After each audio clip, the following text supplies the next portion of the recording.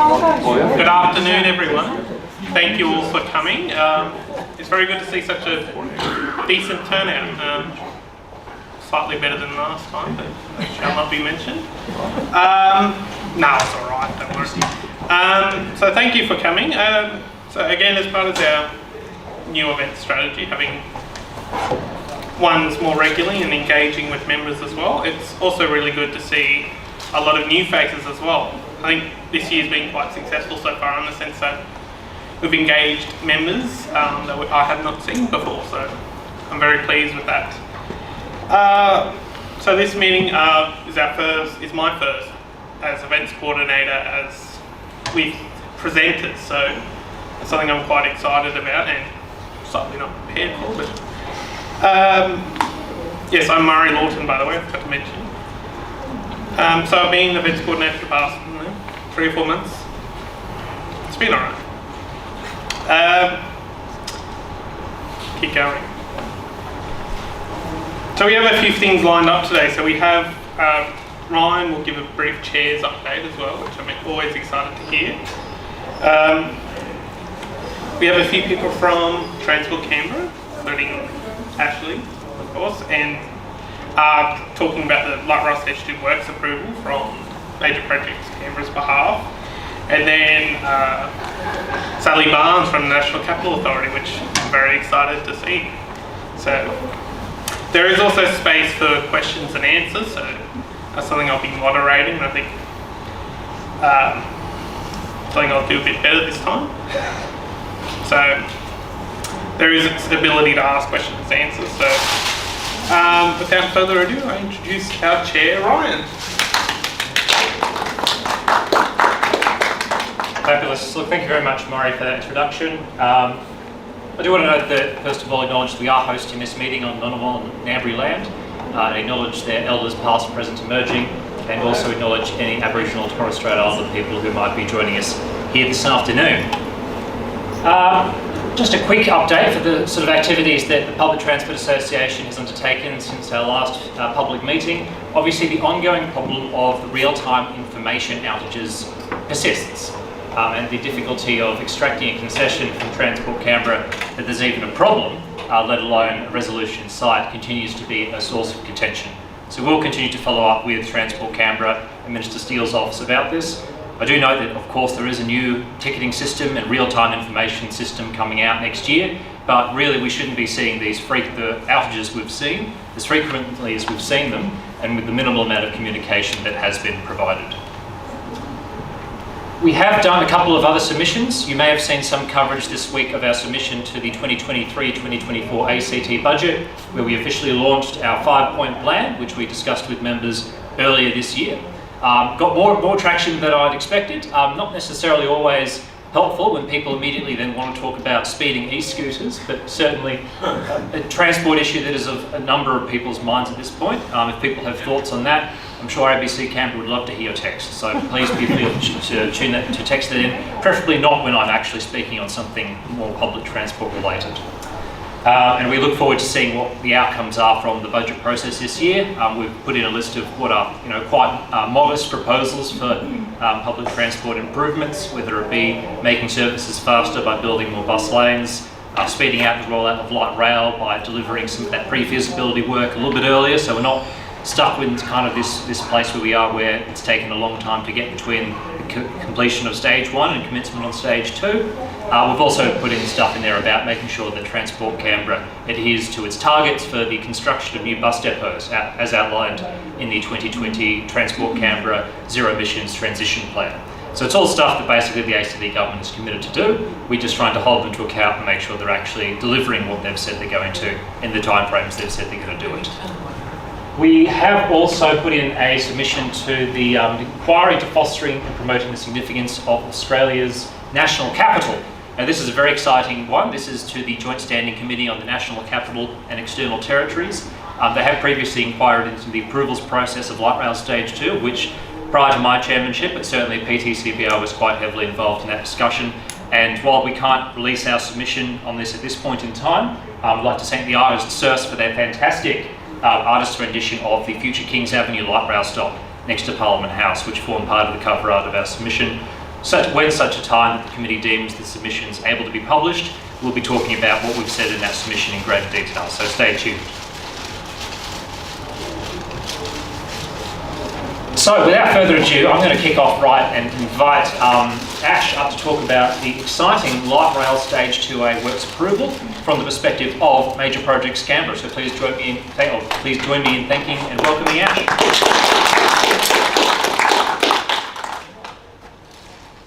Thanks, Ryan.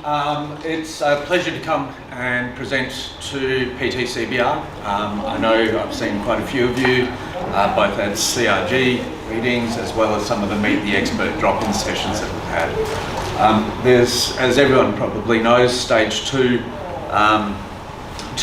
is now on public exhibition, both for the NCA works approval as well as the EPSDD development application approval. So both of those public consultation processes are open, and really I think that's what we are looking at here, is how do we assist in people making submissions into live processes that are there. This is really about an information session to allow you to frame submissions.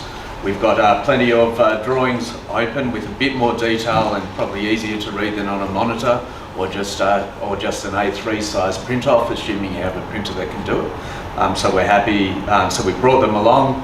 We're happy to, after the presentation, to start looking at the individual drawings and have discussions on that. It should work, it's just slightly delayed. Okay.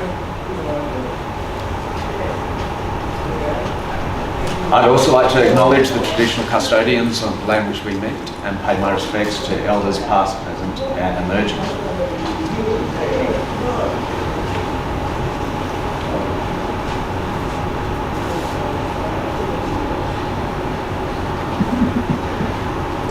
You know, it was on Thursday I got an award in our team for the IT on speed dial. Okay, so basically, and I know we've discussed this many times before with PTCBR, Stage 2A is the 1.7 kilometre extension from existing Alinda Street down to Commonwealth Park. 3 stops are proposed, along with a new inset on Parksway Bridge and some green grass track sections at Northbourne Avenue, around the corner between Melbourne Building and the Law Courts, as well as onto Commonwealth Avenue, with the exception of that inset, and we've got that shown in the diagram. The other big change here for Canberra is 2 new protected intersections proposed at London Circuit and Commonwealth Avenue, and at Northbourne and London Circuit. Sorry, I'll just... Patience. Okay. So what we've got there is basically the project on a page looking at 2045. I mean, one of the things that we need to remember here is we are building light rail for the future. What is there now is not necessarily what is going to be there in the future. And what we don't want to do is have to go back and retrofit a whole bunch of stops or other amenities to deal with the population. So we know there's a lot of development occurring around the area. Some of it's ACT government, some of it's private, some of it's Commonwealth. So this is what Light Rail Stage 2A responds to. So we can see it goes around London Circuit up onto Commonwealth Avenue. It deals with the Raising London Circuit project, which is currently in construction. That is the ramp that is being built from London Circuit up to Commonwealth Avenue. And Light Rail has, that also sits with Major Projects Canberra and my team, and we have ensured that the design responds to both and it is integrated.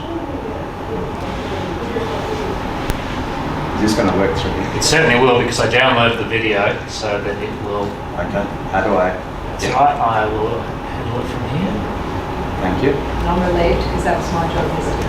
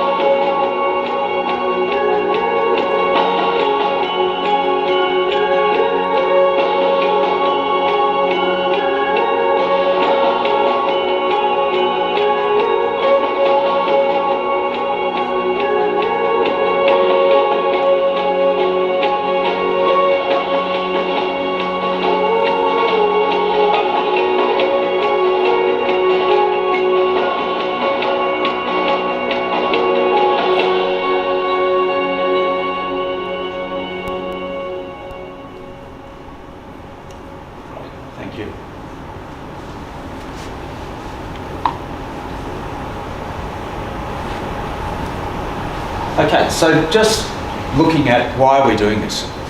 So part of the reason is to build on the success we've had on stage 1 and further extend it into a north-south transport spine for light rail. We've split it into stage 2A and stage 2B, as we've said before, but stage 2A stands on its own as well. It's important to understand that it is a project in and of itself. It will, as anyone who has walked around London Circuit, it is ripe for some improvement in the public realm, urban amenity and active travel. It will improve access to workplaces, businesses, education centres such as ANU and the community events. I won't read these dot by dot, but certainly there is a complete summary of the project along with the benefits that is in the environmental assessment document that is part of the works approval, and I'd certainly encourage it. I must take my hat off for the great blog that PTCBR has done to identify what the documents are and give a summary of those to allow people to navigate those websites a lot easier. It was a very good piece of work there. So some of the key features, when we started looking at stage 2A, the question was, well, what's the difference between stage 2A and stage 1? There's two main ones. One is wire-free running, and the second one is we're in an on-road environment. We've used that as an opportunity to look at some of the other features that we can bring into 2A, and the first one is really that green track. We really are looking at that green track not only in Northbourne Place, between the Melbourne building and the Law Courts, as well as on Commonwealth Avenue.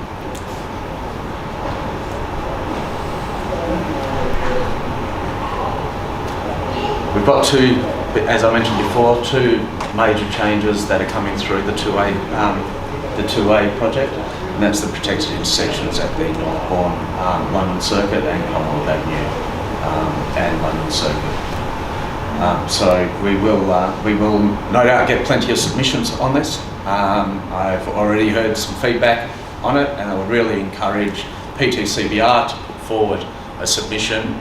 And I think when we get to the submissions, I'll come to it a bit later, but it's very important that not only do we get a submission that says what people don't like, but also what people do like.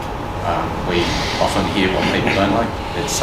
We do want to balance it with what other people do. So there's a few renders of the stops. Sorry. So Edinburgh Avenue stop. This is the one that services New Acton as well as ANU. It will be an incredibly busy stop, and this is, and I no doubt we will have some questions in relation to that area. This is where the space constraints mean some of the compromises that need to be made to try and fit everything. City South, this is one of the future-proof stops. Certainly there is a lot of development earmarked around this area, and that will service that development. If you looked at that purely today, you go, what's that stop doing there? So we acknowledge that, but it is being built for the future.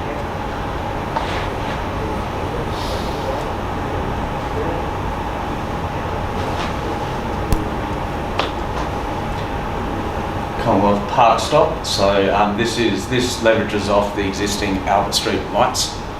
We have the Commonwealth Park stop. Again, this is being built not only for special events that occur now, but for the Acton waterfront development going forward. Both Commonwealth Park and Edinburgh Avenue stop are both being built at 45 metres, which is a bigger stop than some of the standard stops on stage 1, acknowledging how busy they are. So, as PTCBR has already demonstrated in their blog, there's a number of documents that make up the referral and what is on public exhibition. The environmental assessment, which is that document standing up there, is a summary of all of the technical studies as well as the scope of the project, so that people can get an idea of what the technical studies say underneath. The technical studies are also as appendices to that. And it summarises what the ACT government is proposing as the proponent of this project of mitigation steps and residual risk ratings following those mitigation steps. It contains a whole bunch of commitments that the ACT government is prepared to give at the outset for the purposes of this project, and that's what we are saying to the community. We get held accountable to. There's a lot of information around. In addition to the NCA website, the EPSDD website, Major Projects Canberra and the ACT government has a website with fly-throughs and fact sheets and some summaries as well. Like I said before, would really encourage a submission. I know PTCBR usually makes submissions on this, and again would really encourage both positive as well as areas that you think we need to improve. So I don't plan on talking for a whole hour. I think people will want to discuss some issues, and we've got all the drawings there to allow a bit more of a pointed discussion rather than do this in the ether. So I'm happy to stop here and let people talk. Did you want to look at the next slide about the timeline, just to give people an indication? Sure. So I'll go back. So first, public exhibition ends on the 11th of May, so please get submissions in before, and then we'll look at some of the other things underway. As I mentioned before, Major Projects Canberra and my team, Light Rail, is doing Raising London Circuit as well. We are in construction, as anyone who has tried to get into the city will be aware. So we've signed the contract and started construction on Raising London Circuit. We've signed the contract and in the final stages of design for the new light rail vehicles. And we're in consultation on the 2A project. The coming months, the submissions will close and we will get a response on both the works approval as well as the DA for light rail stage 2A. We're just about to commence the construction of the side track for Raising London Circuit. What that will allow us to do is move traffic from one side of the bridge to the other and maintain 2 lanes in both ways, even through the construction and demolition of the bridge that is currently over London Circuit. Later this year, the Mitchell Depot will start construction. We'll get the DA and we'll start the construction for not only housing those extra vehicles, but also doing the retrofit of the existing vehicles to wire-free running. And by the end of the year, we hope to be in contract for stage 2A with Canberra Metro. We are also looking at stage 2B. We're already working on that, and next year is when we see us work through those approvals and business case. We'll also see Raising London Circuit works complete towards the end of next year, and also the depot and new vehicles will be arriving in retrofit start. So that's the timeline that we have at the moment. Obviously, some of those are more certain than others. Some of those are completely in our control, and some of them are not. But that's the work that this team is working on. Fabulous, thank you, Ash. We're also joined today by Sally Barnes, the Chief Executive of the National Capital Authority. I understand, Sally, you don't have a presentation as such, but you are here to talk about what sort of things the NCA is looking for in public submissions on the works approval. So we'll give Sally the opportunity to talk to that, and then what will happen is we'll open the floor for Q&A, and depending on who's best placed to respond to each question, we'll have both Ash and Sally and potentially any others from those organisations here to talk to those issues. Thanks, Ryan. I'd like to as well acknowledge that all of our work happens on Ngunnawal land and Ngunnawal people and their associated plans. With me today, I've got Andrew Smith, who's the Chief Planner. He's been working on light rail for many years. So light rail 1, and I've also got Gina Cruz, who's our media and community engagement manager. So we're very pleased to be here and talk to you about this. So what I thought I'd do is wind back the clock. I arrived at the NCA in February 2018. My very first meeting was my very first board meeting, was my very first day at work. Great way to start. welcome to the NCA. So at that meeting, there were papers on light rail stage 2. And at that meeting, people from the ACT government came and presented and talked about their vision for light rail stage 2. And you'll notice I'm saying stage 2, not A and B, because it was stage 2. And at that meeting, the board decided the best thing to do was to actually, for them to walk the board through where they thought light rail stage 2 was going to go. So it was a warm day. It would have been, by that, it would have been about March. We all had walking shoes on and we walked along Commonwealth Avenue, and we walked through the National Triangle, we walked through the Parliamentary Zone, we walked along Windsor Walk, and we had a look at where it was proposed to go. Anyway, very shortly after that, a flyover and some renders came out about light rail stage 2, and it had light rail stage 2A carriages on Commonwealth Avenue Bridge. Commonwealth Avenue Bridge cannot carry light rail cars, trams. Even with the work we're doing to strengthen Commonwealth Avenue Bridge, it would never have been able to carry light rail transport. So there's a bit of a disconnect there. So over the last 5 years, I think what we've done is learned from light rail stage 1, which I think is fantastic. I called it out here today and I've called it a number of times. But you can see how it settles in the landscape now and how people use it and how clean, efficient and easy it is to use. So that's a success story. So working on light rail stage 2, one of the first things that happened was the ACT government came to the NCA board and said, this is a huge project, and if we wait till we know everything about this whole city to Woden, it's going to get away from us. So can we please chop it into bits? So we all agreed we'd do light rail stage 2A. Then we also decided we'd chop that into bits and we'd do 3 approval processes so that the ACT government could get cracking on the project and start the project while still working on other bits. We felt comfortable as the NCA because we could see where the final destination, if you like, or the final product was going. So the first thing we approved were early works. And all of you, I don't have to tell you that in a lot of these projects, it's not what you see that's costly, it's not what you see that takes time, it's the early works moving services. So ages ago, you got approval for early works to start moving services around London Circuit and other places. 21, yeah. 21.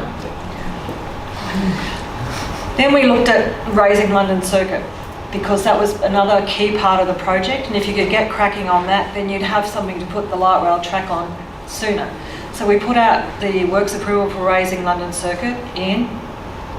It was in 2022 we did that. Probably signed the contract in July for 2022, and we got the approval just before. Correct. So we thought it was worthwhile once again to keep this project moving and to agree to raising London Circuit.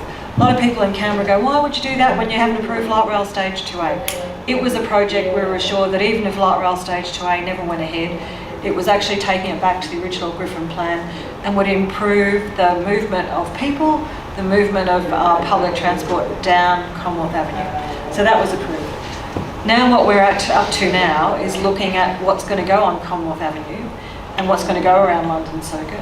And so now we've got this whole documentation, and it's huge. All of that stuff is on our website because some people like to see everything. And what we've got now is this, how the the light rail will travel to Commonwealth Park. A lot of people, when it all came out, went, we thought that had already been approved. Why don't you get on with stage 2B? But it hadn't. And the reason why it hadn't been approved was it takes a lot of work to work out how to do all of that. It's not something you can do overnight, just the technical details that now we have all the technical drawings, we know how it's going to work, we can see the landscape, and I'll talk about that a bit more. And so that's where we're up to at the moment. That's to Commonwealth Park. Now, throughout the last 5 years, what the NCA has been very interested in, because our interest is Canberra, the whole of the national capital, but also Commonwealth Avenue is our land. So it actually belongs, the NCA has complete responsibility for that, in that it's that major approach route to Parliament House. And our interest, as well as having a functioning public transport system, is making sure that when people travel to Parliament House, to the centre of our nation, to the democratic heart, boom boom of our nation, that they feel proud and they can see that it's well planned, well designed, and that the landscape fits with the original Griffin plan, and it continues that notion of Canberra city in the landscape. So the way we approach it, and Andy might talk to you a bit more about that if you want to, is we don't think about buildings and then you put a landscape. We think about a landscape and then you put the buildings in. So for us, and if you read the board minutes, which are the public minutes, you will have noticed that every time that ACT government comes to present to the board, which you must have been 8 times? At least. The board will say, before we approve light rail stage 2A, we need to see what the landscape's going to look like for the whole of Commonwealth Avenue, from City Hill right through to Parliament House, because we can't start one bit and then go, oh, we'll change it. We have to think about that whole landscape. So there was a lot of time spent on the landscape. So if you want to make a submission, have a look at the landscape in particular and the trees. If you're not an expert in trees, that's okay. We've had some feedback from experts in trees who say the landscape's great, but they don't think the tulip trees are a great idea, so we'll talk about that. But they're perhaps not fabulous for Canberra, we'll need to talk about that. Bloody tulip trees, anyway, that's something for us to talk about. So there's the landscape. The other thing that's very important to us is, you will have heard that the Commonwealth very, very many years ago said, light rail stage 1's terrific, but if you're going to come up onto Commonwealth Avenue, if you're going to be part of that vista going to Parliament House, if you're going to go over Commonwealth Avenue Bridge, either on the existing bridge, this is impossible, through a new bridge. That bridge has heritage characteristics, a slimline and elegant, and one thing you'll notice that bridge doesn't have, and that's any poles sticking up. So there's no light poles, there's no nothing, there's no camera poles, there's nothing. You've got the four events really, aren't they? The 4 bits at the end, but no poles. So we said very early on, wire-free. Oh my God, that was a disaster. How could you possibly insist that was wire-free? I'm so pleased we stuck to wire-free, and I bet you're pleased we stuck to wire-free. It's certainly a much better urban design outcome. It is a much better urban design outcome. The other thing we said was the landscape's important, we want to have a think about there's already grass there on Commonwealth Avenue, and we really want that green strip going up to Parliament House is very important. So let's think about green tracks and where we do so. We didn't really want the landscape to look like stage 1 because Commonwealth Avenue is more formal. It's more curated. It has a different character to light rail to the first stage. So it was, as I said, that character. The verges, the seating, whole range of things on Commonwealth, this stage 2A recognises the importance of Commonwealth Avenue. So you'll see a different sort of, what's different on, Andy, help me here. Well, I might just jump in here. Are you going to correct me? No. Come on up front, Andrew. Come up here. And Use yes, the microphone. use the microphone. So, okay. This is Andrew Smith, Chief Planner of the National Capital Authority. So, I'm right. oh, absolutely. That's this year's performance agreement 1. I think Sally is, so this way we think about any project where we look after is actually about placement of an object in the landscape. Correct. That's what I said. kind. You did say that. Excellent. But in this instance, and it is a particularly technically complex project, that's why some technical information. Can you speak to the microphone? Can't really hear you. Our thinking has been not that this is a transport problem, but this is an urban design problem. It's a transport problem for the ACT government. Yes. But for those of us for our role as sort of custodians of the national areas and really custodians of a very unique landscape and a very unique place, our frame of reference is what is the urban design outcome. And so in this instance, but that urban design outcome's got to work with the very, very practical nature of running a light rail system. And so for the last, it's probably 2 years, we've been working on the various aspects of light rail stage 2B. We haven't done B yet. Yeah, no, we haven't done B yet, but we have set the seeds for B in this project. So the scheme that we're seeking the community's view on is as much is about setting the character and the context of Central National Area for probably the next 50 years, at least, as far as anyone can see. They've built for 100 years. Yeah. Systems.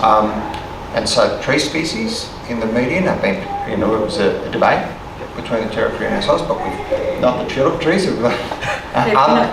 They're pin oaks. Now, they're pin oaks, and the reason that species has been selected, and if you want to see what a pin oak looks like, go into the Central National Area. We have them on King Edward Terrace, but they're also the tree species that was picked on in the median of Constitution Avenue, and the reason being they get big. They're very big trees. They get to 20 to 25 metres, but they also can be lopped at a lower level, so that the light rail system, the carriages, can run down the median, but the macro view, the larger view, will not be of this rail system. The macro view will be of the tree canopy, which is what you have at the moment on the southern side of the lake. The understory, as landscape architects talk about it, is this green hub.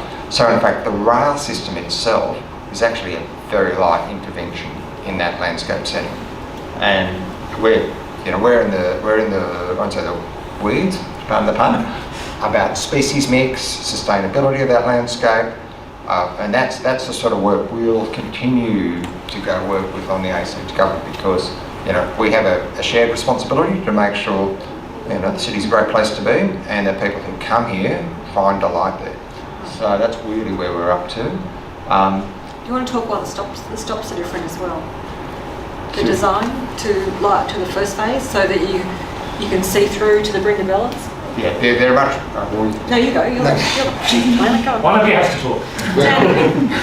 So there's one of the good things about the staging of the project is I think we've collectively had the opportunity to sort of step back and look at the success, and I won't say failures, but lessons learned from the first stage. And so there's been a little bit of refinement going on the stops to they're not, for a start, as my recollection, we're not doing the public artwork in the form that we've currently got. No. So that's a state, how that might be incorporated is a phase yet to come. They're a slightly more refined roofscape. The soffit, which is the underside, is going to be different again, because there's some sustainability concerns about the earlier products. So we've used this opportunity to sort of make something that was reasonably good initially even better. So the only thing, and I absolutely agree with everything That's like it needs where the approval of that. Yes, but part of the thing, and we've worked very closely with the NCA, as Anthony has said, over a number of years on this, both in stage 2 as well as 2A. My job has been to ensure the operability and cost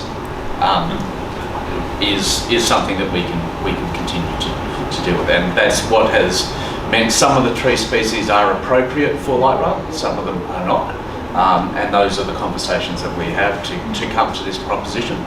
I think on the urban design outcome, certainly there is a different.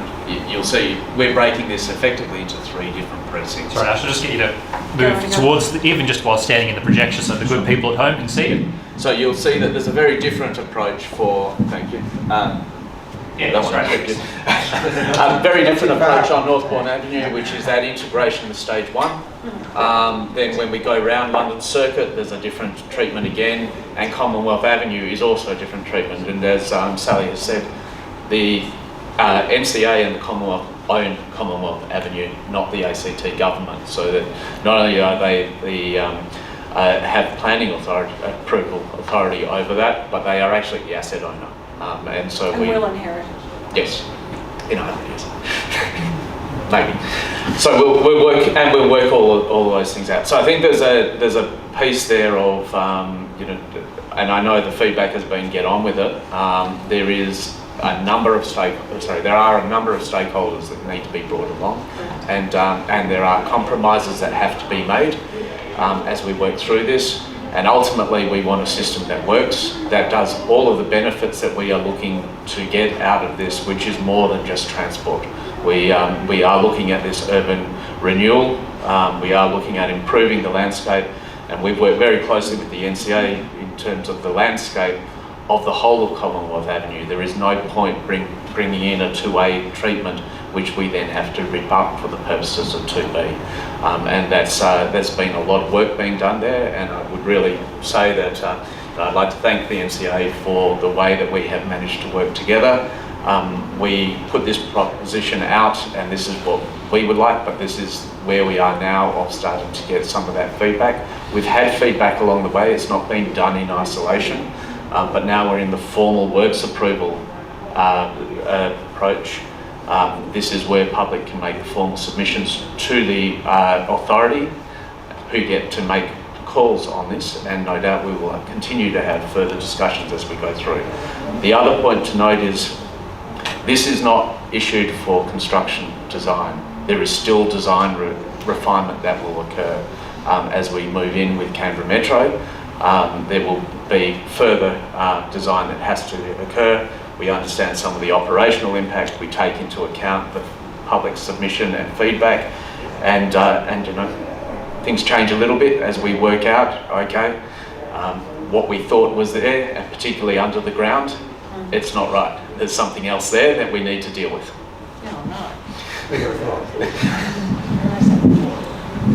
So the other thing for us is that we'll need to do quite a bit of work around Commonwealth Park. So with the new Commonwealth Park light rail station, I think it's going to be very popular. I'm hoping it's going to be very popular. If that's where people are leaving, how they get into Commonwealth Park, how do they get into Commonwealth Park? What does the entrance to Commonwealth Park look like? So we'll have to, and we're doing some work concurrently looking at Commonwealth Park and reimagining that and looking at that entry and how you feel that sense of arrival, because at the moment you have to walk down and walk around and walk up and blah. So do you want to talk more about that work? No. Just to say that we'll be out probably second half of the year doing some public consultation and engagement on what could Commonwealth Park look like, not just the entry, but what is there and how do we actually set it up for the next 50 years as well. Just to put, see how it was. To put that in context, November this year is the 60th anniversary of the designation, Gazette of the name Commonwealth Park. And it's, for a long time it's been, well, it has been, as we all know, sort of the centre of a lot of activity in the city. Quarry art obviously, but over the decades, since like Sunday in the Park, a whole lot of events have occurred there. Stage 88, sort of, for a long time, sort of a hub of outdoor concerts. Which we've reinvigorated. Which we've reinvigorated. Crowded House, and I'm not sure this is the crowd that goes to Wine Machine, but they were there a couple of months back. But you know, with that use and with that age, it's deteriorated, and of course when the landscape deteriorates, it doesn't fall over, it dies slowly. And you, every day as it deteriorates, that becomes the new normal, and you lose track of what you've lost. So, and that's actually why, so in a way we've loved it to death. Not quite that bad, but you get the point. So now's time for a renewal. Now's time, particularly with the light rail system, particularly with West Basin, and new NSW. And new NSW on Constitution Avenue. You know, come, it's 2023 this year, come 2040, that part of Canberra will be substantially different. And, you know, maybe a stadium. What about you? What do you think? So it'll change. And we need to prepare, we need to start thinking about that. You know, the NCA's in the long game. And so we start that work now. Come, say, 2030, it'll be bedded in. Park will be changing, it'll be able to accommodate these additional pressures. And so future generations will have the benefit of that work.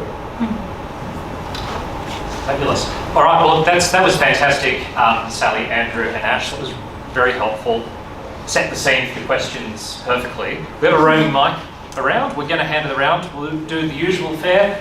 Put your hand up, you'll be handed the microphone, you'll ask the question, and the most appropriate person will respond to that question. So, we have some questions online as well. We might provide first opportunity to the online questions. If you like. Yes, so I'll moderate them, but in the interest of efficiency, I'm going to limit it to 2 questions and no rebuttal, please. Oh, come on, what's the fun? There'll be time for one-on-one rebuttal when we look at the plans down here. But in the interest of giving people the opportunity to ask their questions, we'll keep it short and sweet. Okay, look, I've got 2 here on this device, and I know there's 3 others floating around on the device Murray's got. The first one's from a fellow called Evan. He wants to know he's written a preamble. Light rail appears to be subject to far more scrutiny than the multi-storey car park project. It appears somewhat hypocritical when you talk about landscaping outcomes. Is the NCA planning in future to give public transport more support and remove the environmentally dangerous focus on car travel? Do a greening, I reckon. Oh, I'll start with that one, then I'll pass to you. So the multi-storey car park has come to the board a number of times. It's come through the architect and discussions. It's a Department of Finance project. What it's doing is putting a multi-storey car park on a car park.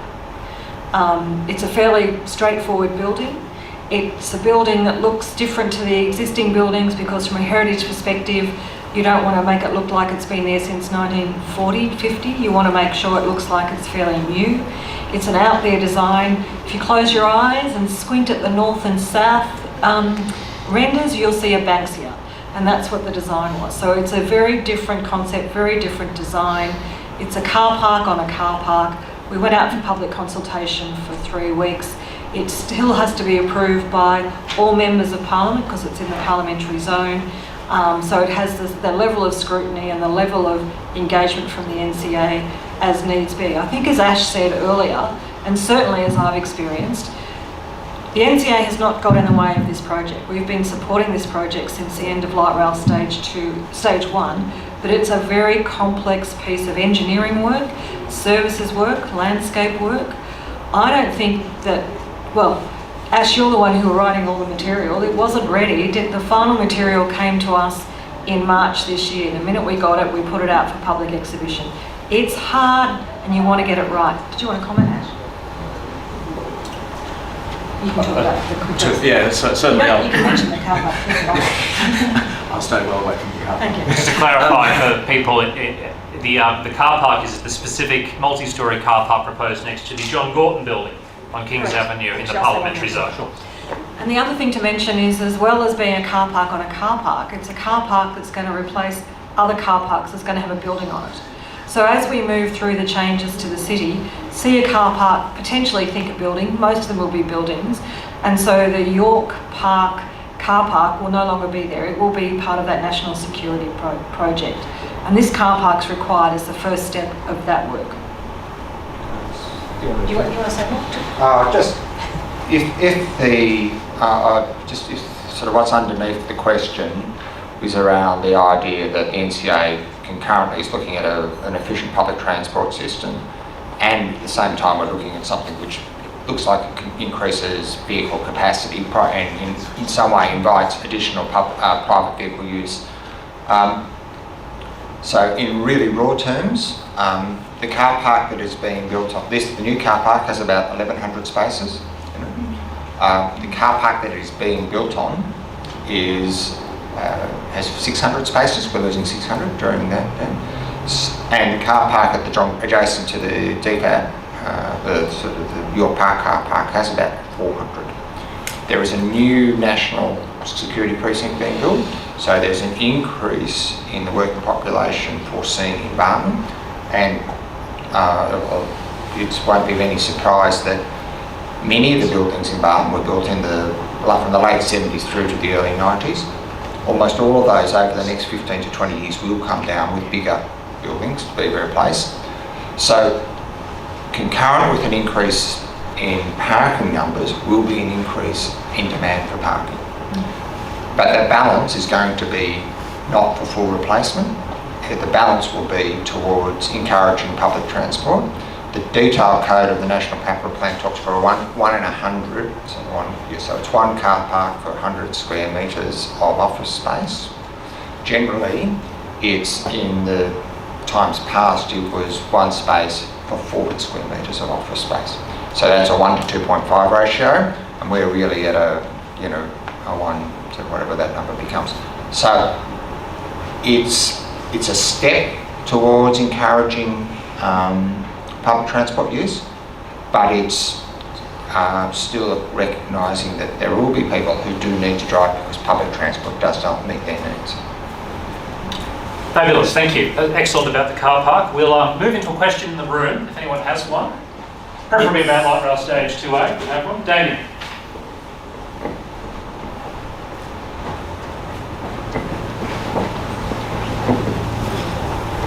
Thank you everybody for your comments today on Light Rail Stage 2A. Ash, I'm particularly interested in your comment about engaging with CAF to build the new vehicles and retrofit the existing ones. Is there going to be any internal configuration changes to suit feedback received from passengers on how they're finding the interior of the current vehicles? For the most part, they're the same vehicles. There are some minor cosmetic differences. The retrofit of the existing vehicles will not go any further than systems, and some safety upgrades as a result of bringing the new systems in place. So, as you can imagine, from an operator, you don't want to run mixed fleets. The closer you can get them to one operating system and one button in the depot that does that what you need it to do, the better. So we are looking at some of that, but there won't be any significant changes.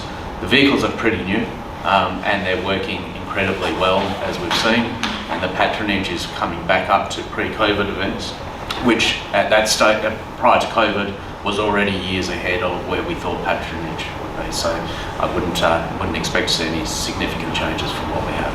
Thanks. Any other questions? Bronwyn? Thinking about that new security complex, and I heard it was about 5,000 people they're expecting there. How's that going to time in with the construction of Light Rail 2B? Just thinking if all those people are starting and there isn't some form of improved public transport, it's going to be quite cluttered. Ash, you want to go first? I think it's probably fair to say that ACT is focusing on letting the construction contract for 2A at the moment. Correct me if I'm wrong, I think any conversations about the construction of 2B are some time on? Yep. So that's, but there is a time frame for all the works the Department of Finance are doing, and I suspect that work will be completed before we get 2B there. And so I'd add to that, we are currently talking to the Department of Finance to understand their timelines.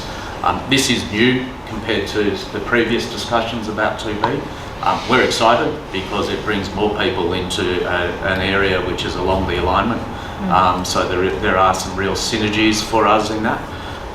But we have a long way to go for 2B in terms of getting the approvals. We've got the business case, and then we will move into procurement and construction.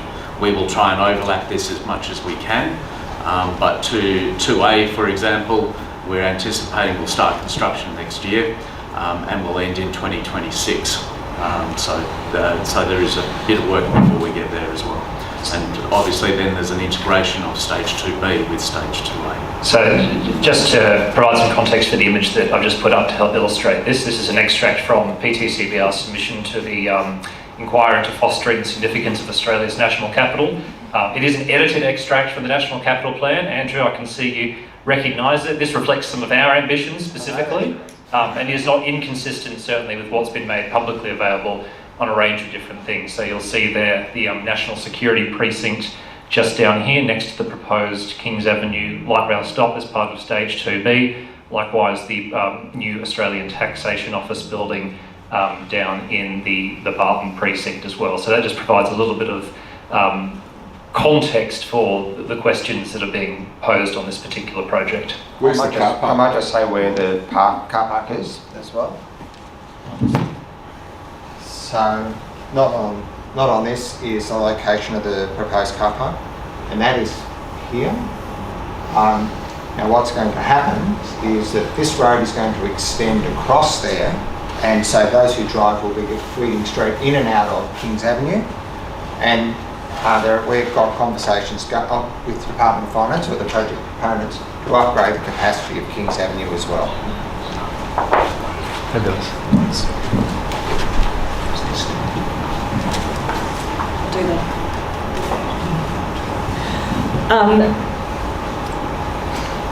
Right. And just to be clear, Ash isn't waiting on approvals for stage 2B because we don't have all the documentation, and we recognise it's going to be a while, and it'll be in the gist of the team to get all that documentation. As you see, it took from 2018 to 2023 to get all that documentation ready to show the public for light rail stage 2A. So the minute we get all that documentation comes to us and we've had a chance to check it and we're relatively okay with it, and we will be okay with it by the time it comes to us because we would have worked with ACT government along the way. The minute we get all that documentation, we'll put that out for the public, and that will be the approval process. So waiting for approval, if people say the NCAs, they're waiting for approval from the NCA, I know what you mean because that's shorthand, which is fine, but it's not like we've got all these documents sitting around the NCA offices and we're holding up the project. That's not the case. Just to be clear, So I'll just add a bit to that. There's a big difference between how we've done 2A to how we've done stage 1. Stage 1, it was Canberra Metro that got the works approval as part of the procurement process. We've taken a different approach in stage 2A for a number of reasons. One is the amount of splitting up of the project to deliver different packages. The second one was that the ACT government is taking on the approvals responsibility this time around. So we have designed it to ensure that we can take into account the feedback that comes through from stakeholders, particularly the NCA, as opposed to a D&C, which might well be looking at more on the constructability than necessarily some of the urban design outcomes. and we're very happy with that. Yeah. 2B's even more complicated than that. So 2B, not only do we have the EPBC approvals, which will require an environmental impact statement to be done, we will also require NCA works approval and parliamentary approval. All of that has to be managed and integrated so that we don't have one set of conditions going one way and another set of conditions going another.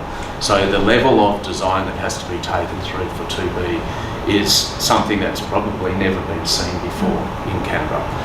We are playing in the parliamentary triangle. This is the most sensitive area that we are going to be in, and we have to get it right. And we'll work together to make sure we do. Yeah. Fabulous, thank you. Did I see your hand up for a second there, Mark? Yep, brilliant. Thank you. Thanks for coming along, particularly the NCA reps, because you're not the favourite organisation of people with kind of our outlooks. I think that's probably fair to say. We don't see you as a progressive organisation in terms of urban design and climate change and so on. You're very much oriented to private transport. You're building, upgrading the bridge. That's obviously more important than sustainable public transport. Well, I'm sorry, that seems to be the emphasis of your organisation for many years. But okay, things can change. It's a bit harsh, but that's okay. Yeah, okay. Well, we can agree to Because if we didn't disagree. upgrade the bridge. So I just need to move towards the microphone. No, but just to clarify, that's an upgrade of the bridge for safety purposes, in that if we're going to carry what we're doing now, not encourage more cars, but carry, and as you would know, motor vehicles are getting heavier. Okay. All of that. So, yep, accept what you say, but a bit harsh. Thank you. With 2B, and this is relevant because I know you're doing 2A at the moment, there's a direct connection, and that's a lack of wire power.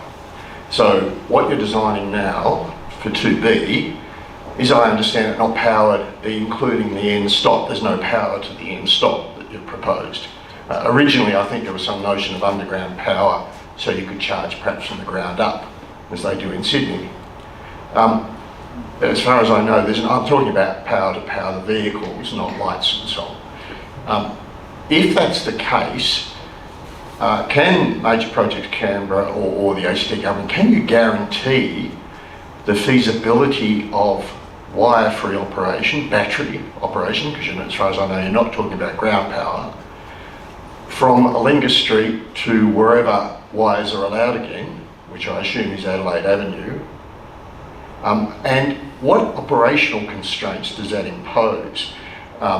Newcastle, for example, is wire-free. It's limited to 40 kilometres an hour. Is that going to be the case for light rail the whole way from Alinga Street to Adelaide Avenue? No. Thank you. So, no, the Newcastle system works on supercapacitors as opposed to batteries, so it's a very different system. The sizing of the retrofit and all of the power modelling that we have done for stage 2A is on the basis of stage 2B. So the vehicles will run to Adelaide Avenue. Now the actual constraints, there is a speed limit as a result of running under battery as opposed to wire of 70 kilometres an hour. 70 kilometres an hour, yes. But the bigger issue is actually where you are. So we won't be running 70 kilometres around London Circuit. Commonwealth Avenue will be a faster speed zone than other areas, but when you move through the Parliamentary Triangle, again, it's more what is a safe speed than what is the capacity of this. So absolutely all the power modelling that we have done for stage 2A has been with one eye on stage 2B to ensure that it can go right through.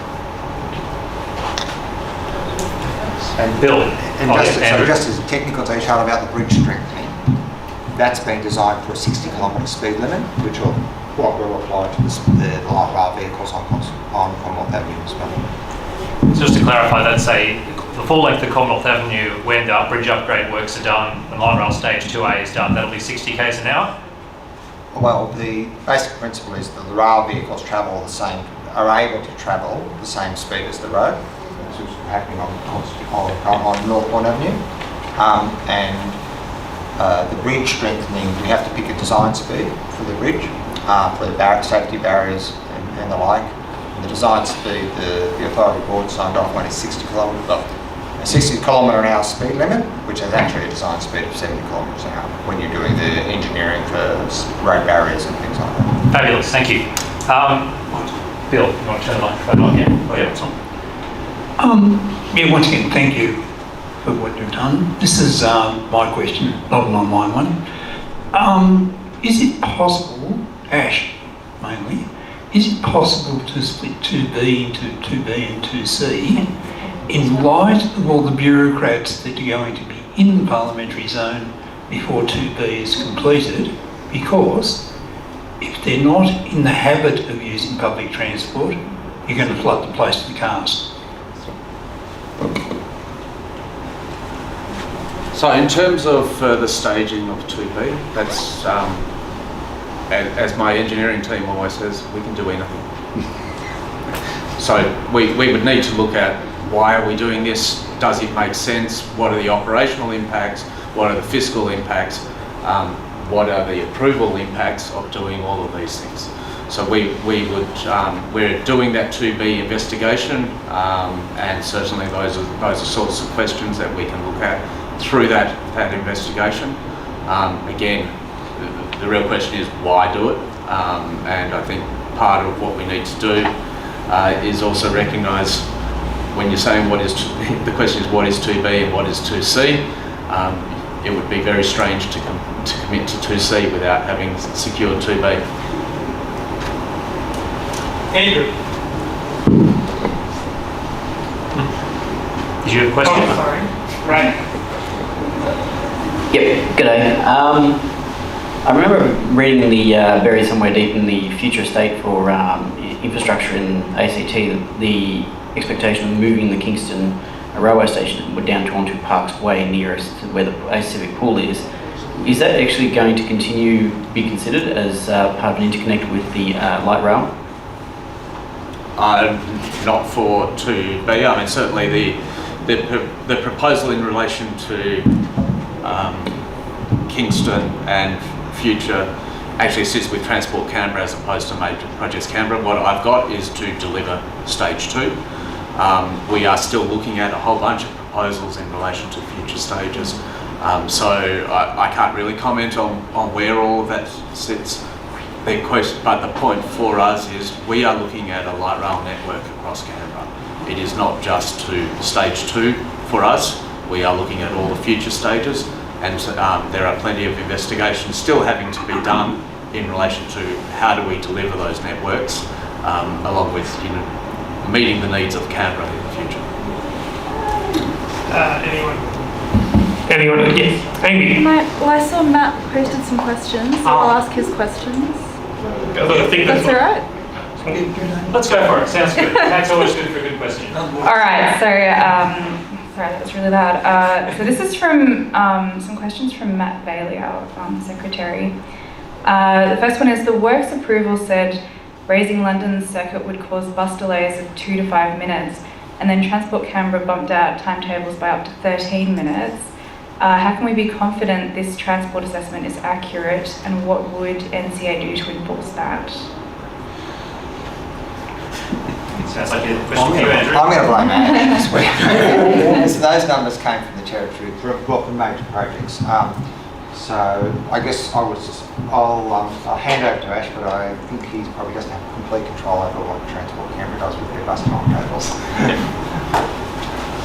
So the works approval is done on the basis of traffic modelling. That is done, and that is how we get travel time and comparison between a project case and the base case, and that's where the source of delays through construction occur. As anyone who has anything to do with modelling will understand, a lot of that really depends on what are the assumptions that you are building into a model and what is actually on the ground. So I can't comment on the bus timetable of what has occurred. That's certainly, there is more at play than just our project. There are a number of projects in the city which have sprung up since we did the modelling and not necessarily in the assumptions. So we have the modelling, we have the traffic impact statement, which is with the works approval, and as many people have told me, the one thing you know about modelling is it's wrong.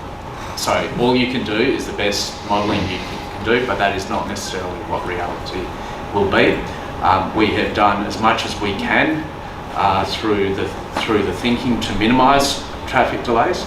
We also respond on the ground to delays that occur, and we respond with Transport Canberra, who are the roads authority, and we make changes.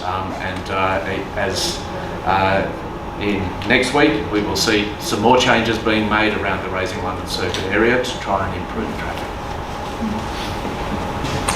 And the second one from Matt, which is also quite, I guess, closely related to my own interests in how the middle of the city functions. The City Hill Precinct Code states that, so first point, London Circuit should operate as the main public transport circuit for Canberra City. Second point, redevelopment of the City Hill Precinct should take place in the context of an integrated public transport plan. Mechanisms should be introduced to give priority to public transport. So what's the long-term view about how London Circuit will operate, and what is the NCA's view on bus priority measures for London Circuit? Okay,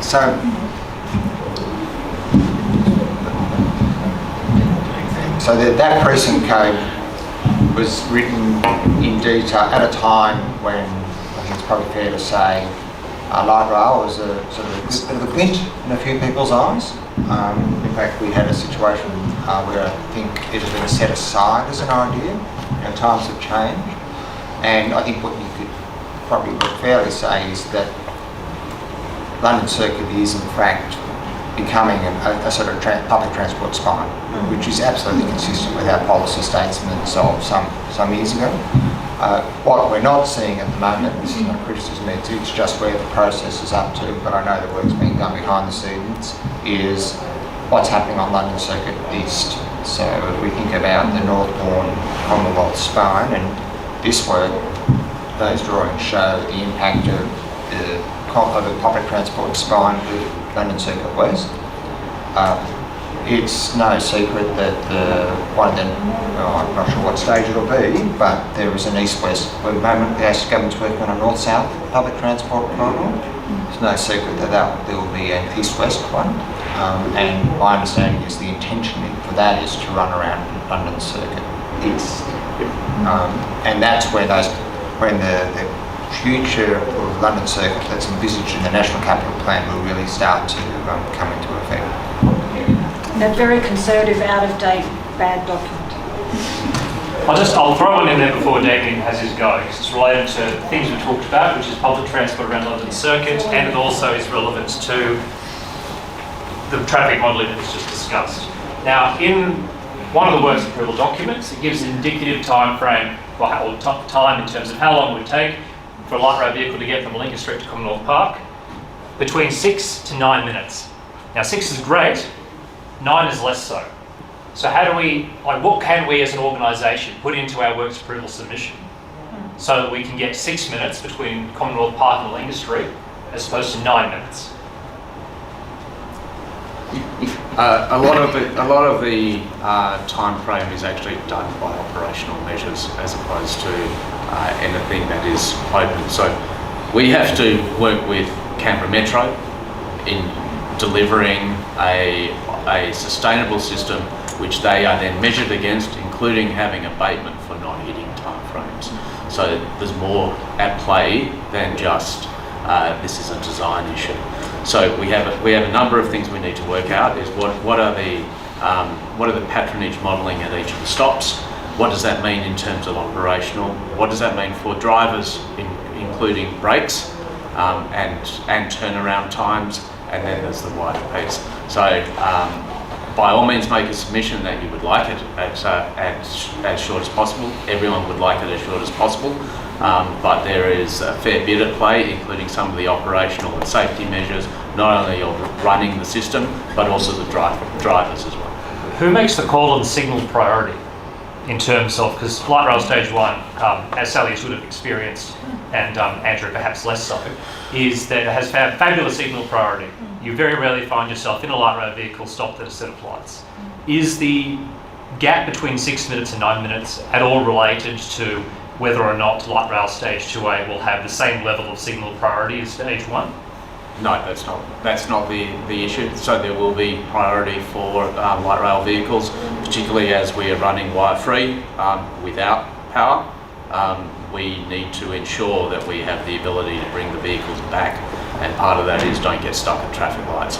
That said, we are also in that balance between not causing gridlock by always running a vehicle through there. So there's a number of areas on stage 1 that have hybrid priority, and what we are doing and we will continue to do is work with TCCS as the roads authority as to what is that appropriate balance that deals with light rail priority, which is absolutely what we're looking for.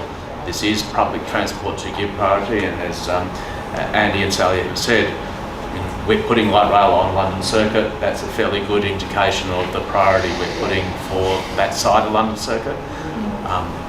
Another thing I'd say is we have actually space-proofed the London Circuit Northbourne Avenue intersection to allow light rail to go over to the east side without significant redevelopment going on there. So we do have one eye on that. We did look at a Russell extension as part of stage 1. So there certainly are plans in relation to the overall network for ensuring that London Circuit remains a public transport priority for us. Fabulous, thank you. Damien. So Damien, then Mark, then yeah.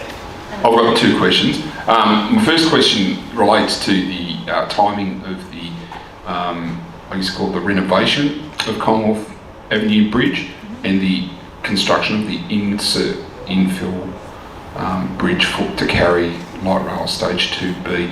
Is there been given any thought as to concurrent timing, and can you give us like a date when the renovations to the existing 2 bridges will occur? There's been a lot of thought, and I think Ash would agree, there's been a lot of talk. In terms of Commonwealth Avenue Bridge, it's a strengthening project. I'm nearly at the top. One document down on my to-do list is the Public Works Committee submission. The NCA's got prepared to get the strengthening project past its final approval process before we start construction. As I stand here today, expectation is that that process will be concluded in spring, maybe spring of this year. We will then go to tender for a contractor to commence the work. We're foreseeing that the work will be concluded in 2025, but that's a little bit contracted led. And we're actively talking to Ash and his team about how any work that he's going to be doing for light rail stage 2A might impact on that. And that's largely around services. We've both got cables we have to move, we've got pipes we have to move, and it's in everyone's best interest if we work together to make sure they only get moved once. And traffic management. And traffic management as well. So it's my expectation though that Ash's team, and I think this is right, will not be in a position to start bridge construction before we conclude Commonwealth Avenue Bridge. Well, we still have all those approvals to get before we have a proposition to put to the NCA for 2B. Yeah. You hopefully will be finished by then. Oh yeah. But the other thing, and at a detail level though, I'm well aware of some of the safety issues that Ash and the team are going to have to deal with for their bridge, and that's influencing some of the decisions that we make for the strengthening of our bridge as well. So I've got my mind's eye the sequence of barriers, what they look like, how they all connect, because it's quite a tight piece of construction work that's going to have to happen. And the government's well aware of some of the basic aesthetic requirements that we have for that bridge. Yes. We haven't shared construction drawings yet, but we know exactly what those construction drawings are going to look like. And the teams continue to work together. And to that, the project officer who's running the Commonwealth Avenue Bridge strengthening is represented on a couple of is our representative on a couple of ACT government committees which coordinate disruption. Coordinate disruption is the right phrase. They're doing a good job. Under the disruption, but certainly at a working level, and the same is true for the Department of Finance project. He is able to speak to the Department of Finance and takes information about those projects to those committees. Thanks. My second question really is a bit of a speculative question. At an earlier meeting this year, Minister Steele had a map up which showed the 2B dogleg back for discussion, and he indicated that there were some concerns about conflict where light rail 2B would exit Commonwealth Avenue and go around Parliament as an engineering challenge. I'm just interested in the views of the NCA on that and MPC. Has there been any further work in this area, and are these developed plans, or is it still a subject for discussion?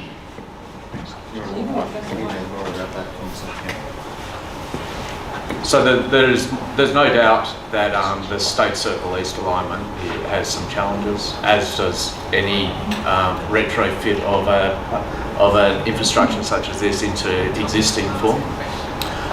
We need to do the work, and we also need to start to bring the NCA along the journey of what are we dealing with. We have done a fair bit of work in relation to Commonwealth Avenue, and particularly that integration of Stage 2A with Stage 2B.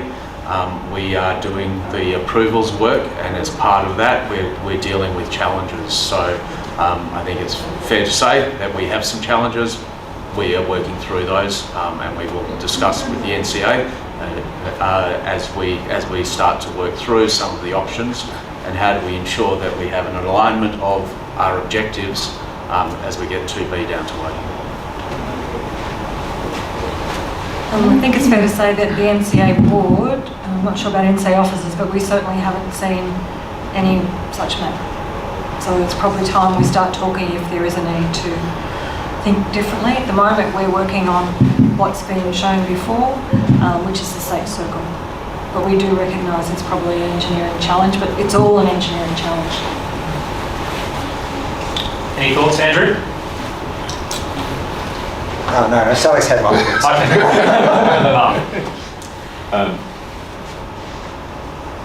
I will say one thing. So if there is a change, we better get working on it pretty quickly and know about it. And if there is a change, the question about where else do you put it? And what sort of light rail system do you run? Do you run one like it's running now, which is only light rail? Do you want to run which is a bit like London Circuit, where you've got rail plus cars plus pedestrians? And if you do that, we need to look at the implications for landscape again. So if you moved it on King Edward Terrace, you'd have to take all those trees down. If you moved on King George Terrace, you'd have to stop the free flow, depending on what model you're using, that free flow of pedestrians to Old Parliament House, which is part of the parliamentary vista. So none of this can be thought through in vacuum. We have to look at all of that and what the flow and implications are. But as I said, until we see what people are thinking, we can't comment.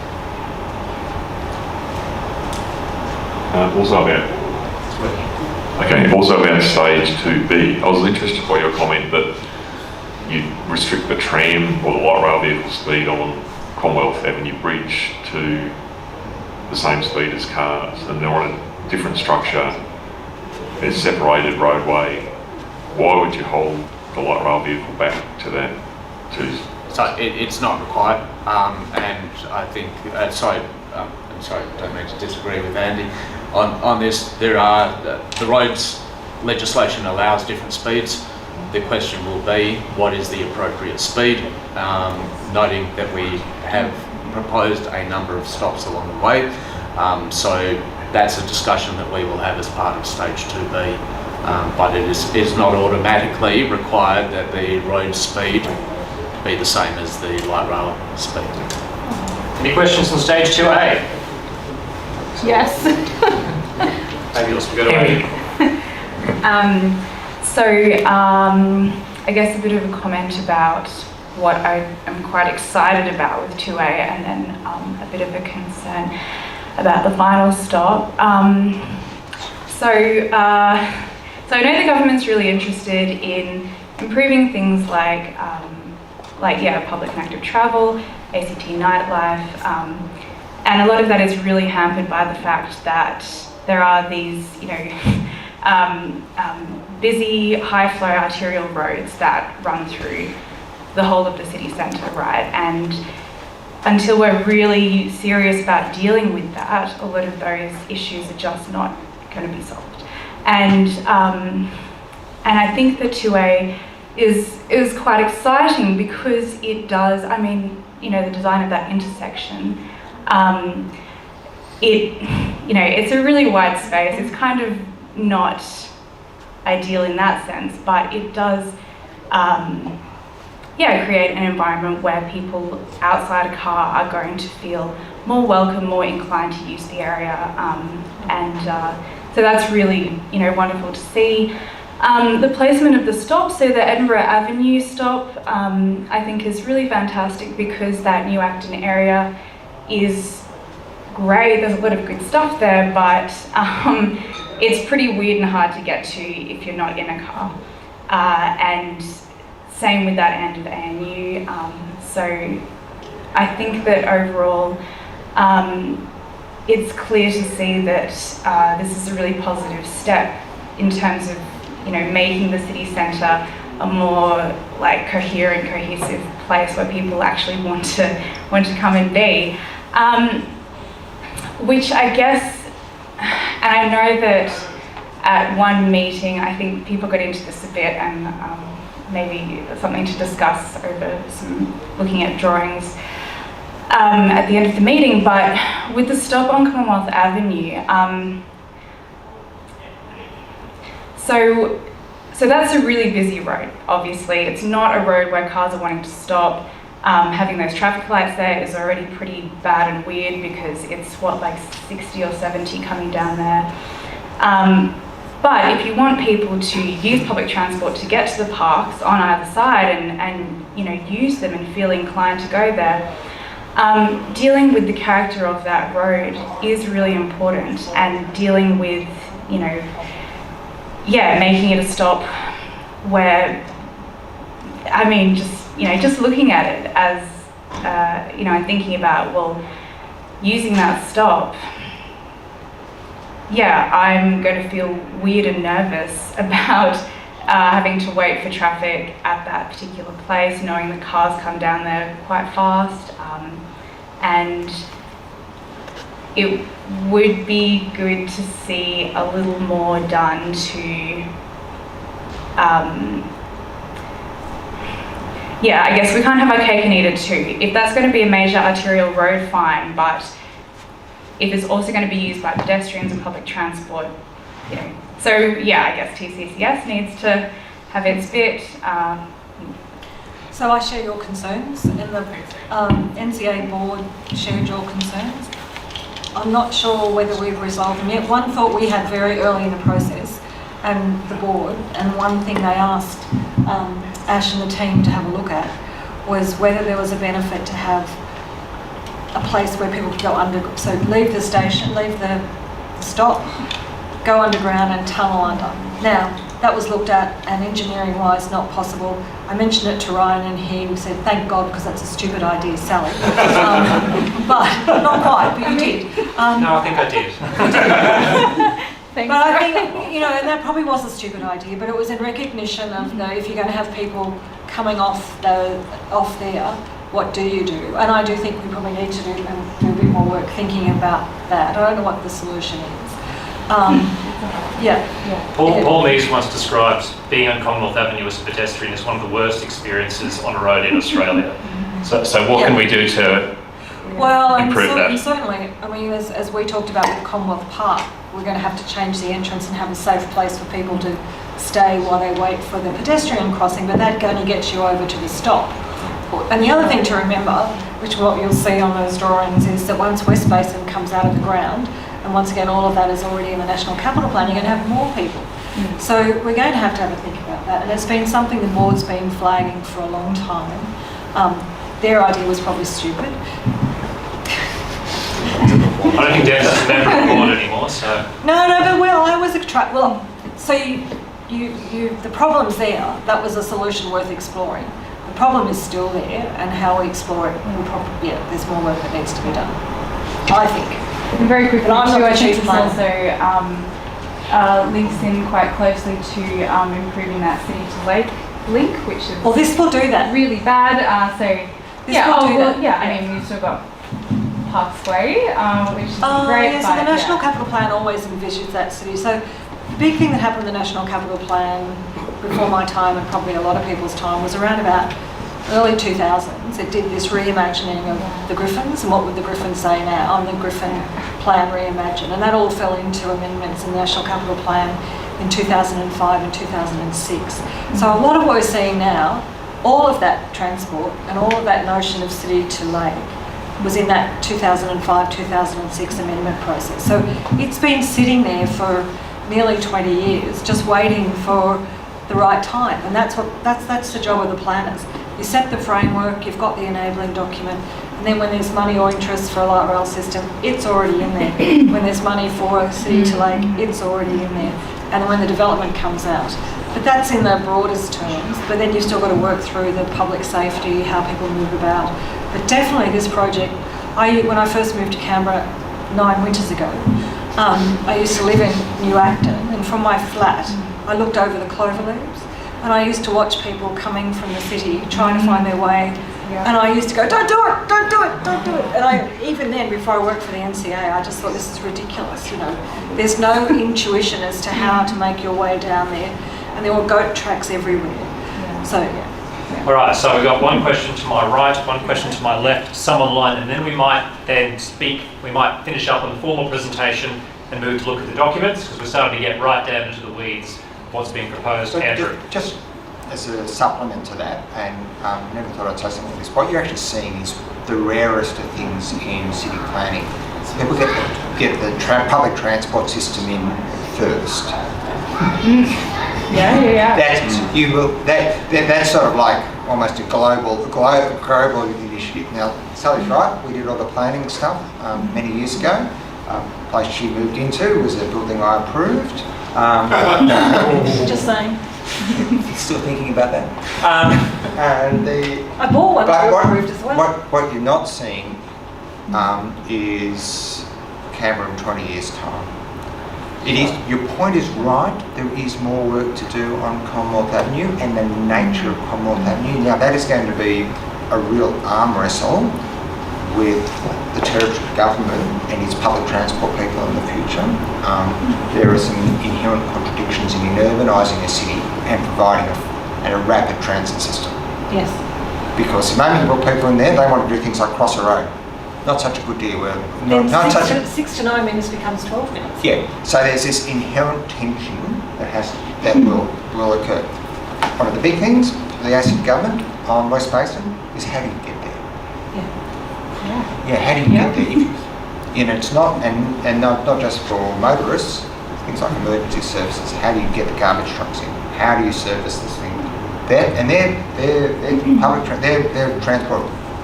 transport debates to come, and they will potentially have the impact on light rail, because the last thing we want to do is remove the clover leaves only to replace them with clover leaves down by Lake Griffin. It's a complicated problem. All right, question here. So this is, sorry, specifically about the design of the stops themselves. I'm just curious to know if there were any particular design lessons from how people use the stops in stage 1 that has informed the design of the stops for 2A. So for the most part, we're building on the family of stops that are there for stage 1. I mean, the stops, I think, are a real success out of stage 1. We worked very closely with the NCA through stage 1 and made some very significant changes from where we started on that, which had a remarkable Gold Coast look, and now is a much nicer. I think one of the things we're doing is responding to the character of the areas we are in, and that has led us to less of the public art that was on the glass, which I might also add from a cost perspective, which is what I also have an eye on, is incredibly costly because one pane shatters and each pane is unique. We need to replace that, so you need every single pane being duplicated. So we are looking at making it a lighter touch, as Andy mentioned before, some of the soffit and sustainability. We are going for a leading rating in sustainability this time round as well, which means we have to improve the sustainability of the system. So we're looking at that. There is always a balance between ensuring enough shelter from exposure to a incredibly cold Canberra wind, as well as the light touch piece, and also the maintainability. You don't want areas where leaves just collect, and then your Canberra Metro will of course be charging me for an awful lot of maintenance there. So we are working through that. If there are areas on stops, I really would encourage you to put in the submission that addresses those. What do you like? What don't you like? And we'll take that into account. Fabulous, thank you. We've got Robert, Ray, and then got some online. Yep. We'll get through that. We're good. I think all those 3 new stops need to be accessible by both ends, even if they're not with a traffic light. I live at Dixon Interchange basically, and I was thinking the other end, there could still be an access even if it doesn't have a traffic light, because that's what people do halfway down up the near the Dixon Interchange. But I'm mostly interested in how the interaction with people, cars, and so on around London Circuit, where it's on road, goes. Because there are idiots, and even with completely separated light rail, people have been driving on the tracks and things like that. How does that all? Is there a mini barrier or that sort of thing? And I just also want to say it's great that there's an end barrier at the new stop, so I can go to Llewellyn Hall easily. Great, thank you. So I'll take them in order. If I miss one, yell out.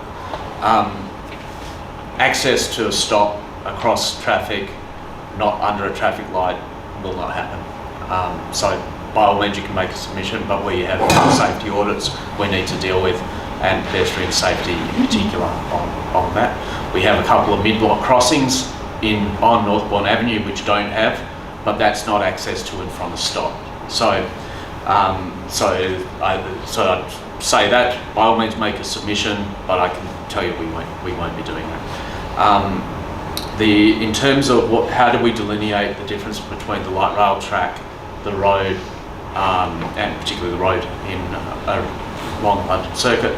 There is a raised curb from the road to the light rail track. That height depends on whether, so at intersection, particularly where we are allowing a right-hand turn, again under traffic lights, that will disappear, so they're level to allow a car to cross it. But as they drive side by side, there is a curb. The other thing is that the track form here, particularly around London Circuit, is actually cobbled, and we work with the NCA to ensure that we have the appropriate look on that. What that cobbling does is makes it an unpleasant area for someone to put a bike on and start riding down the tracks, which we have seen on stage 1. And it's also not a great place for people to be walking, so we're trying to discourage people and keep them out. So those are some of the initiatives we've been doing. We're not about to put fencing the whole way across. We wouldn't be allowed to, and nor do we want to. That is not how light rail works. It is meant to be integrated into the overall strategy. It's one of those things of, if you take a complete safety perspective, you'll have something that isn't doing what we want it to do. Was there any other? We got Ray, Roger. I might go to online first, because I think Evan's been waiting a while. Hey Evan, we finally get there an hour after you lodged it. Evan's asking, does the NCA have plans to review the state and national circuit to make the area more appealing and remove the moat separating Parliament from the surrounding areas? We're actually expecting that the ACT government's going to come and ask us to put a light rail system through that road. So no, there's no active plans to revisit the character of state or capital circle. Right. So just in relation to the raising of London Circuit, was consideration made at all to put a viaduct in instead, rather than actually raise that whole area, and then potentially run the track actually alongside Commonwealth Avenue down, rather than on the actual Acton side, where the majority of people would actually be getting on and off, rather than actually running down the centre at that point? Yes. What happened to that? Consideration was made, but the Raising London Circuit does a number of things in and of itself, which is why we got works approval, and we work very closely with the NCA of Raising London Circuit is a project in and of itself, and even if 2A was not approved, we would still, and we're in contract already, raise London Circuit. There's a number of benefits that are associated with Raising London Circuit, which would not be available if we use just a ramp, effectively, and particularly around the urban design outcomes and land release are two big pieces there, which is some of the objectives of the ACT government through that project. Excellent. Roger. Thank you. One of the things that's evolving is the differentiation that green track provides against a busway. Cobbles, somewhat similar, but my question is, what are the impediments to providing more green track? I noticed that on the fly-through there was quite a length of London Circuit that didn't have green track. One of the big ones is light. Around London Circuit, it is significantly in shade for most time, and green track won't survive. Right, look, I think anyone else? Got a very quick one. Yeah, very quick. Final question. Okay, final question. This is particularly relevant to 2A because if 2B doesn't go ahead, those of us who get buses from the south side of the lake, and there's a lot of people, won't be getting to New Acton via light rail unless we stop there, we walk down to the traffic lights, and then you can see the bus stops up there, another 200 metres to get to the bus stop. So you get off that bus stop, you've got to come around, you've got to cross at the traffic lights, you've got to wait for up to 15 minutes for a light rail vehicle to take you 2 stops to Canberra Avenue. Okay, that's not a great experience, and I think what will happen and what's happening at the moment is that people actually get off those stops to go to work at New Acton. You can see people, they walk down that area across the pedestrian bridge. I mean, I don't, my wife does. Yeah, okay. Look, very quickly, has any thought been given to integrating the bus network with light rail, particularly at that point that might encourage people to interchange between light rail and buses? Thank you. I like jumping. Ryan's actually already raised that very issue with us. So he might be, and there is, you're right, it's that stop seems to be, those bus stops seems to be becoming a wee bit of an interchange. Ryan's raised it, I've seen it. It's not immediately related to light rail stage 2A, but it is something we'll be talking to the, for your, put this on notice, it will be something we'll talk to the ACT government about. And I would say it's the subject of active conversations between MPC and TCCS in relation to that. So TCCS runs the bus network and also the operating light rail stop. We deliver it, but this is no surprise. We have heard that feedback and we are having those conversations. And make sure that goes in your submission. It's in my personal submission too. Sorry? It's in my personal submission as well. Good. Fabulous. All right, well look, we might leave the formal component of the presentation there. To those of us who have joined online, thank you so much for tuning in and for putting in your questions. And if I can get this to work. Yes, and thank you for everyone who did ask questions. Hopefully it wasn't too hard on you all.